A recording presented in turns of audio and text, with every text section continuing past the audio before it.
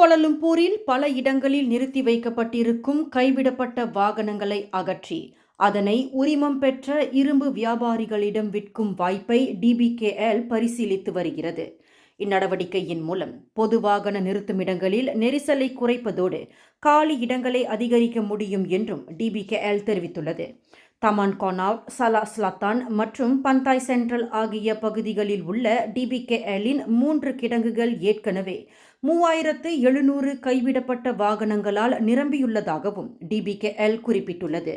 ஆண்டுதோறும் இதுபோன்ற வாகனங்களை அகற்ற மில்லியன் கணக்கில் செலவு செய்யும் டிபிகேஎல் அவ்வாகனங்களை ஏலத்தில் விற்பனை செய்யும் போது 3 லட்சம் ரிங்கிட் மட்டுமே வருவாய் ஈட்டுவதாகவும் தெரிவித்துள்ளது. மேலும் செய்திகளை தெரிந்து கொள்ள கீழே இருக்கும் பெல் பட்டனை அழுத்துங்கள். உங்கள் மகிழ்ச்சியை வெளிப்படுத்த லைக் மற்றும் ஷேர் செய்யுங்கள். தொடர்ந்து திசைகளோடு இணைந்திருக்க சப்ஸ்கிரைப் செய்யுங்கள்.